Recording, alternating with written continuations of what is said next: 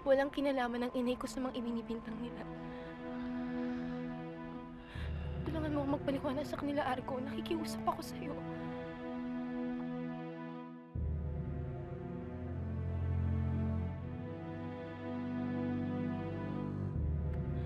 Karangal ang kundakpen ng babae ito. Argo! Ako mismo Argo! mag-aatid sa kanya sa oras. Hindi ko lubos maisip na kayang talikuran ni Argo si Sabina ng gano'n na lamang. Anong ibig niyong sabihin, Ina? Na hindi pa rin ako naniniwala na tinalikuran na nga ni Argo si Sabina. Tama ang kapag ni Ina. Palabas mo nga lang ito. Buster, follow! Megan Soter! Per bifidum!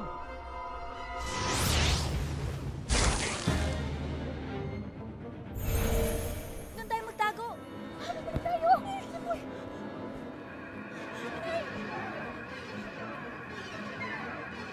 Ano, nakita nyo? Wala! Nandito lang ang mga yan. Sige, hanapin natin. Argo! Argo, halika! Sumakay na kayo! Bilis!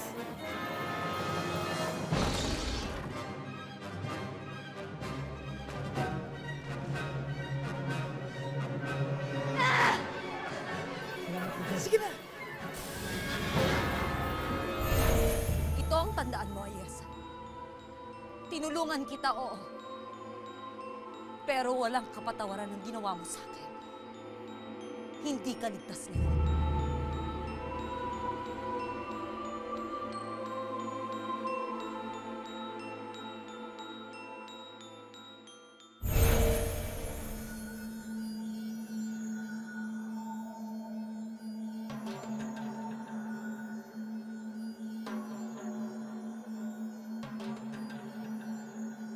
Tama ka, Ina. Ginawa tayong tanga ni Argo. Isang malaking palabas ang ginawa niyang paghuli kay Sabina. Sinasabi ko na nga ba eh. Saan sila nagpunta? Magkasama silang dalawa. Kailangan malaman ng mga pater ito. Isuplong mo ang pagtakas nila. Dali!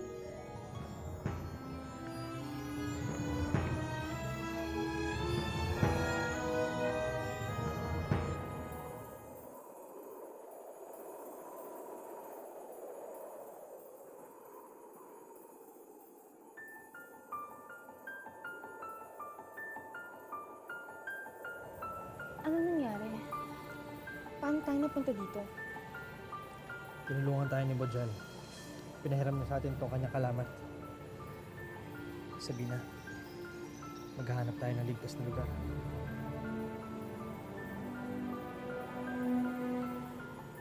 Nakataso tayo sa Aguras.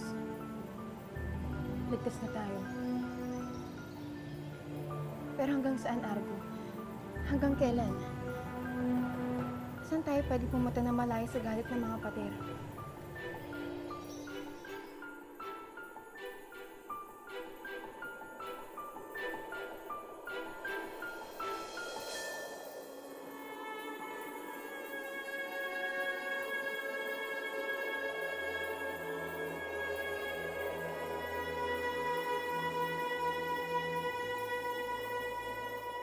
Mga mahal na pater, nawalang bigla sa mga talahiban sa Ayesa, hanggang ngayon ay hindi pa rin kami tumitigil sa paghahanap sa kanya. Hanapin niyo siya. At huwag kayong babalik dito hanggat hindi niyo nakikita si Ayesa.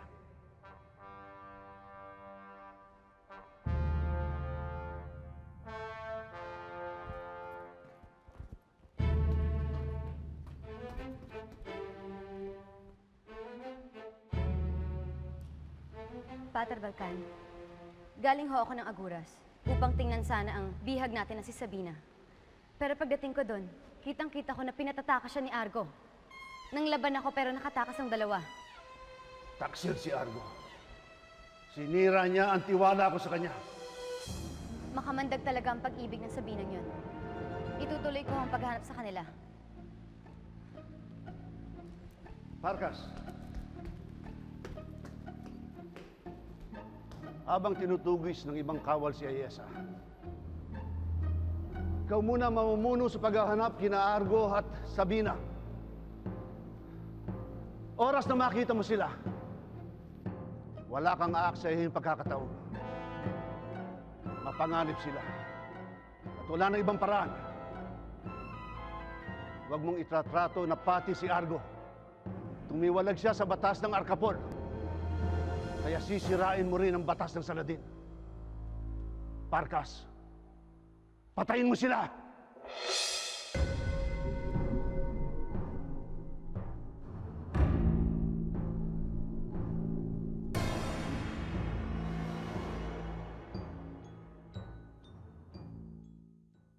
Hanggang ngayon pala,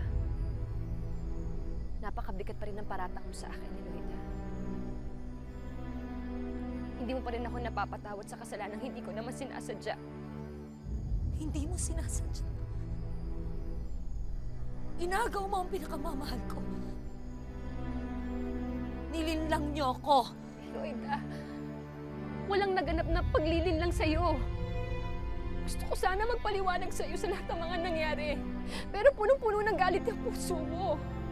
Dahil walang kapatawaran ng kataksilang ginawa mo sa akin.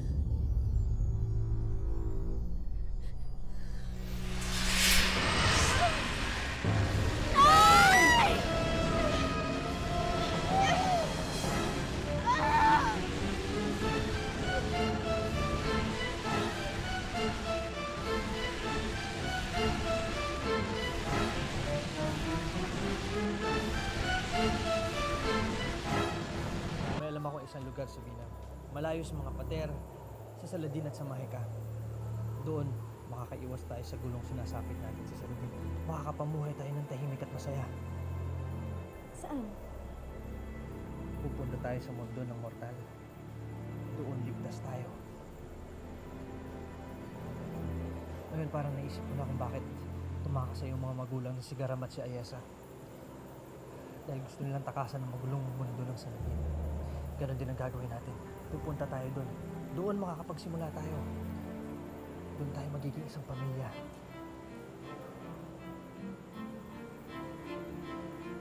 Kailangan bumalik na tayo sa mahiwagang balon.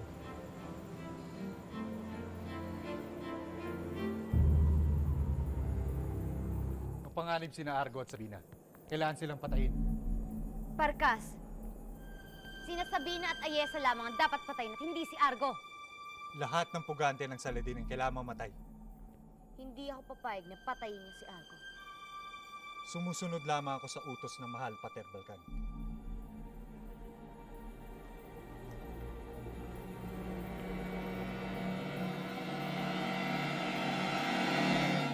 Hindi niyo alam kung gaano kasakat ang ginawa sa akin ng inyong ina. Kulang pang kabayaran ito. Walang kalaban-laban nanay namin. Wala siyang Mahika. Bakit di ka lumaban ng patas? Patas! Bakit hindi niyo tanongin ang inyong ina kung alam niya ang salitang yon? Mas masahol pa ang ginawa niya sa akin. Iyurakan niya ang pagkatao ko ng pailalim. Pero ang paso! Kuya Jiboy! Inay!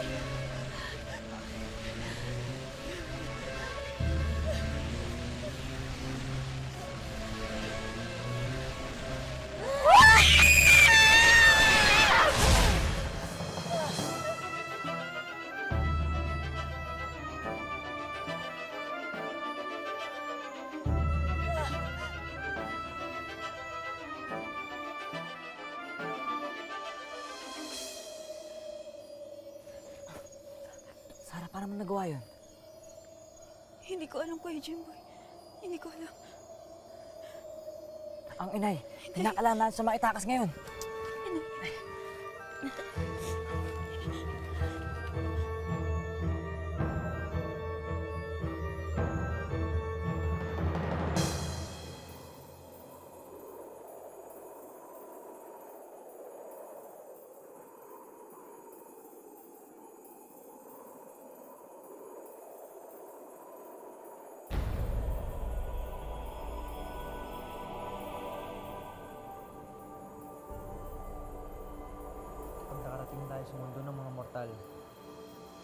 Hihirapan silang tugisin tayo.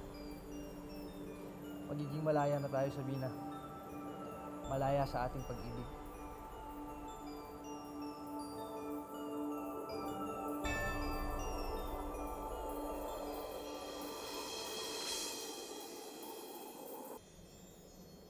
Kailangan mahanap ko si Argo, Ina. Kailangan ko siyang iligtas. Ililigtas mo ang lalaking tumalikod at nang iwan sa'yo? Juno, isa kang baliw! Ipinagpalit mo lahat ng magaganda nating plano, kapalit! Kapalit ang pagmamahal mo dyan sa walang kwentang lalaking yan. Ni hindi mo nga iniisip kung anong kalagayan mo sa Arcapol.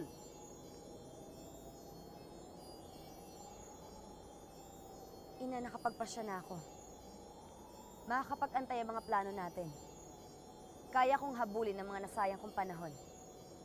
At sa oras na mahuli ko si Sabina, babalik ang tiwala sa akin ng mga pater. At muli akong pagbubunyi ng Arcapol.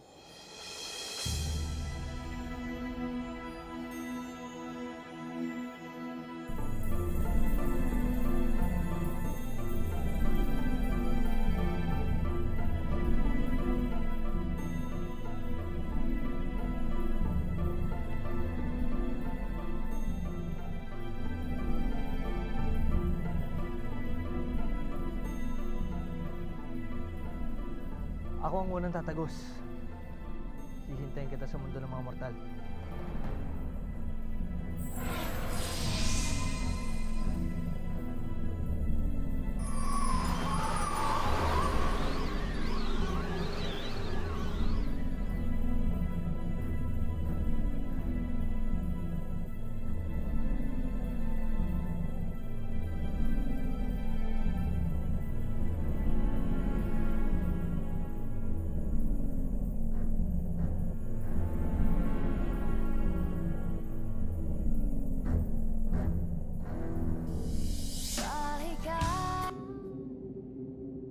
Yan ay kung mahuhuli mo si Sabina. Sigurado ako na ngayon pa lang, gumagawa na sila ng paraan ni Argo para makatakas sa Saladin. Paano mo siya aabutan? Paano mo siya hahabulin? Ina, hindi ko sila kailangang hulihin. Sila mismong lalapit sa akin. At kapag hawak ko na ang mag-ina, wala na silang kawala sa akin. Pareho silang makakatikim ng bagsik ng gagawin ko sa kanila.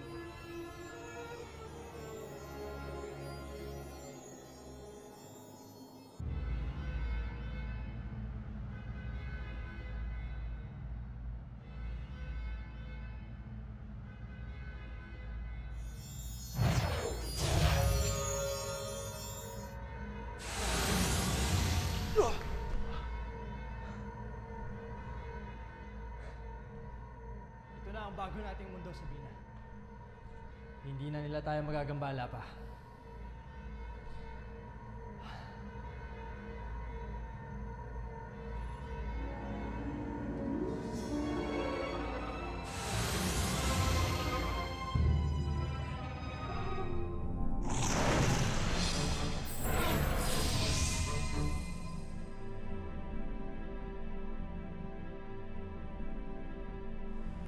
Sabina, bakit hindi ka sumunod sa mundo ng mga mortal? Isang tahimik na lugar na malayo sa mga pater. Walang mahika, doon tayo maninirahan. Bakit, Sabina? Argo, hindi ko kayang iwan ng pamilya ko eh. Ayoko mamuhay na wala sila. Subalit nasa panganib ang buhay mo kung mananatili tayo dito sa Saladin. Hindi ka pa tatahimikin ng mga umahabot sa'yo.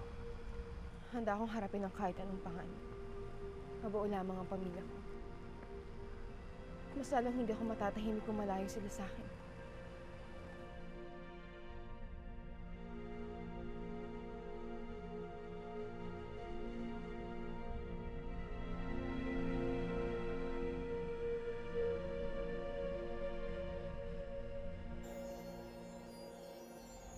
Ang ibig mo bang sabihin ay kailangang mapasayo si Ayesa?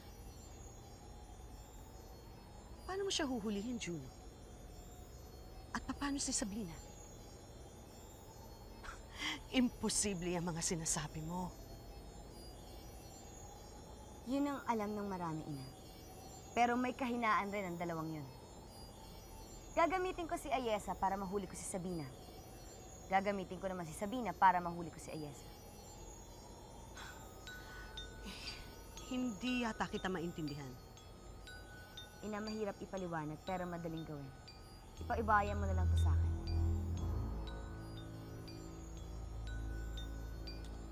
Bahala ka kung anong gusto mong gawin, Chuno. Basta ipangako mo lang sa akin na pagkatapos ng lahat ng ito, babango ulit ang pangalan mo sa mga pader. Ina, ipinapangako ko sa iyo, Ina. Babango ang pangalan ko matapos ang mga gagawin ko sa kanila.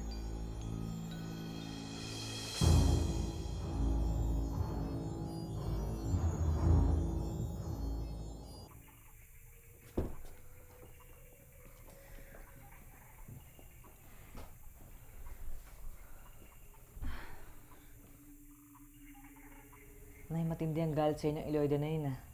Singtindi ng paggamit niya ng mahika sa inyo. Ano po pinag-awayan niyo at gano'n na lang ang buhos ng hinanakit niya?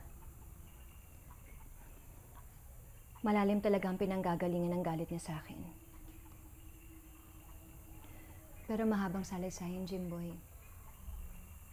Ang mahalaga, nakatakas tayo mula sa kanya.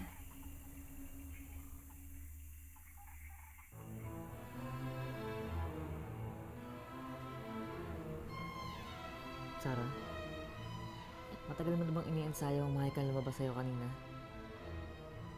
Ngayon ko nalaman na may mahika ka pala. Hindi ko alam na may mahika pala ako, Kuya Jimboy. Bigla na lang may lumabas na liwanag sa mga daliri ko. At may biglang lumabas na napakalakas na pwersa. Ngayon lang sa akin nangyayari to eh. Bakit ganun? Sadyang nakapagtataka yan, Sarah. Oo nga eh. Jimboy, wala nakapagtataka doon.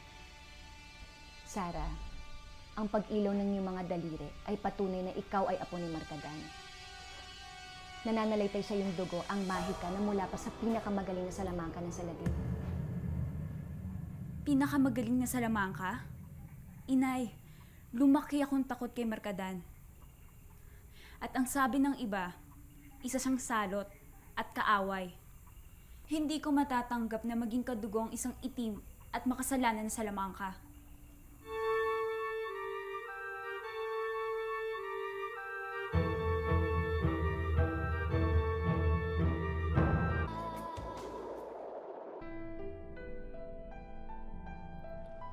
Huwag ka nang malungkot, Sabina.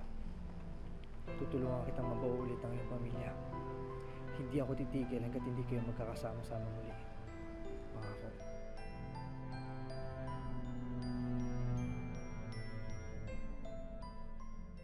Hindi masamang tao si Markadan. Hindi ko to sinasabi dahil siya ay ama ko. Walang bahid na kasamaan si Markadan. Subalit, Inay, simula na napadpad kami dito sa Saladin, nakamulatan na namin na si Markadan ay isang masama at pinuno ng salamangkang itim. Tagapagdala na salot, kinasusuklaman, kinatatakutan. Dahil yan ang itinanim sa utak ninyo. Pero hanggang ngayon, wala pa rin nagpapatunay na totoo lahat ng mga ibinibintang sa kanya. Higit kanino man, si Markadan ang tagapagtanggol ng Saladin bilang pinakamataas na pader. Hanggat siya'y naging biktima ng isang gahaman sa kapangyarihan. Biktima? Sino po?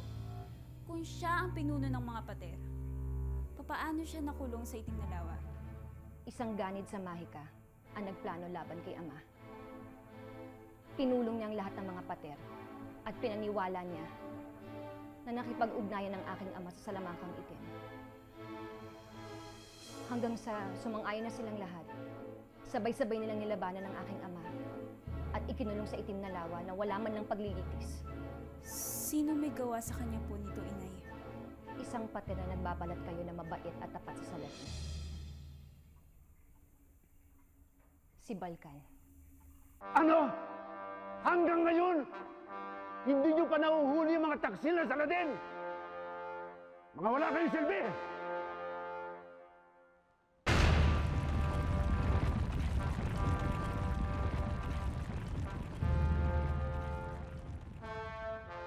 kayo titigil hanggat hindi nyo sila nakikita. Sige! Umalis na kayo sa harapan ko!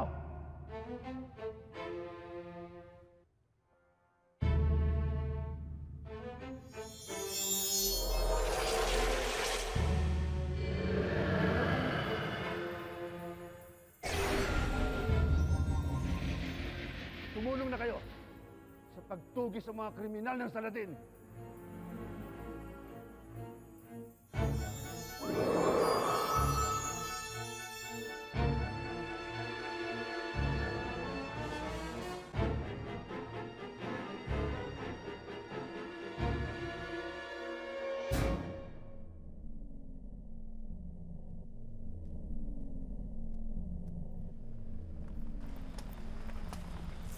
Argo, patawad mo.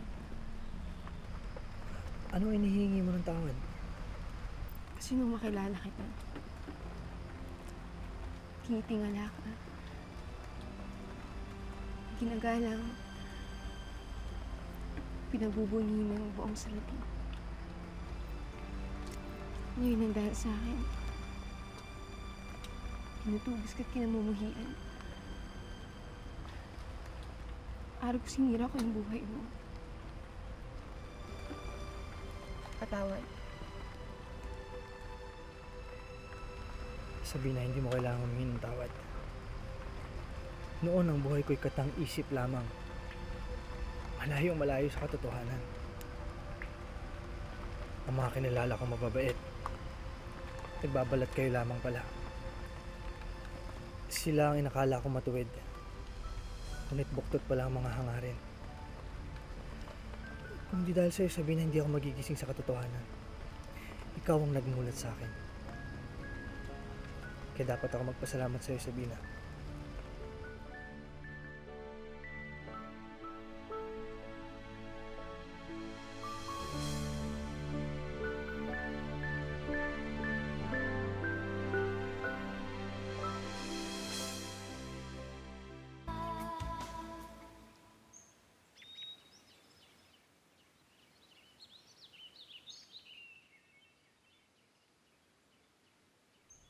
Nay,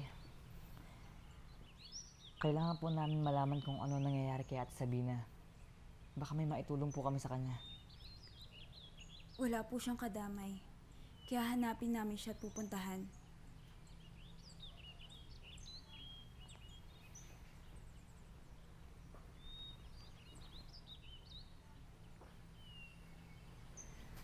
Kagabi ko pa iniisip yan. Ano na kaya nangyari sa kapatid ninyo? Sino kaya ang kasama ni Sabina? Ligtas kaya siya? Sasama ako. Nay, hindi pa makabubuti kung lalabas kayo ng bahay na ito. Buong Saladin na naghahanap sa inyo. Mapanganib. At saka mabuti kung magpahinga na lang po kayo dito. At mag-ipon ng lakas. Kami na lang po ni Kuya Jimboy maghahanap kay Ate Sabina. Mga anak, huwag ninyo akong alalahanin. Kaya kong sarili ko. Hindi ko hahayaang may makakita sa akin. Halina kayo. Nay, hindi lang po mga kawal o si Eloida na naghahanap sa inyo. Nakasisiguro kung pati ang mga obra. Pinakulan na ng mga pater para hanapin kayo. Nay, mas maganda kung dumito na lang muna kayo. So walang ligtas na lugar kundi itong bahay ni Pater Devin. Protektado po ito ng mahika. Kaya hindi po nila iisipin na narito po kayo. Babalik din po kami agad.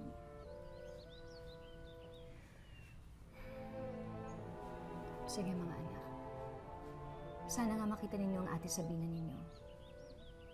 Ipangako nyo sa akin na mag-iingat kayo.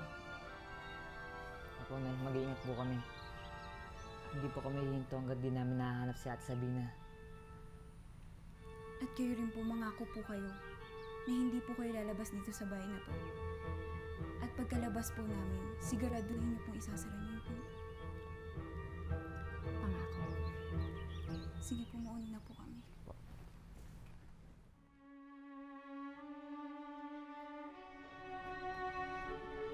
Mag-iingat kayo, ha?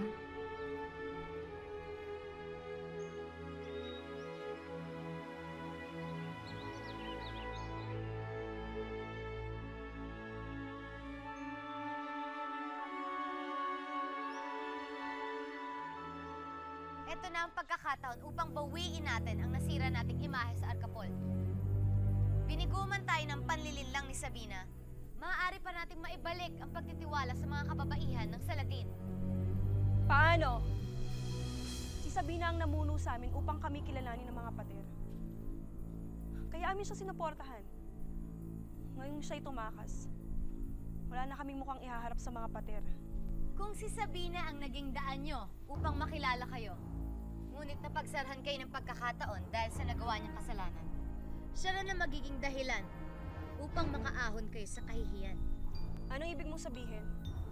Wala na rito si Sabina. Wala siya sa ngayon. Pero kung magtutulungan tayo para hanapin si Sabina at ibalik sa Arcapol, muli kayong kikilalanin ng mga pater at ipagbubunyi kayo ng buong Saladin. Papayag ba kayo?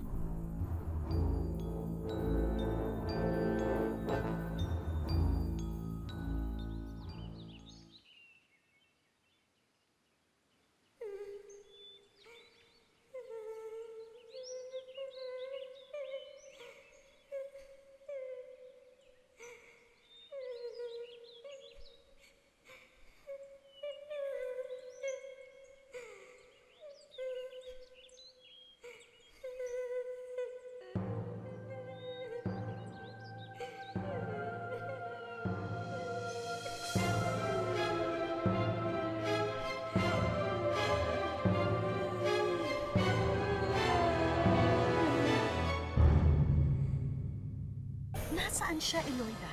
Kailangan malaman agad ni Juno para maisuplong siya sa mga pater.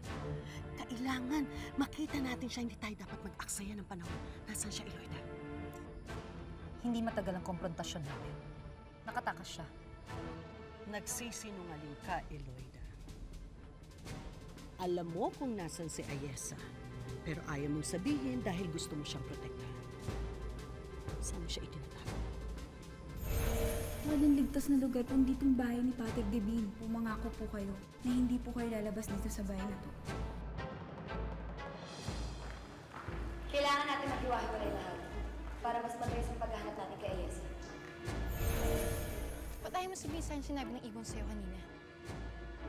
Argo, kinakabahan ako. Tungkol ba yan sa inay ko? Ano nangyari sa kanya, Argo?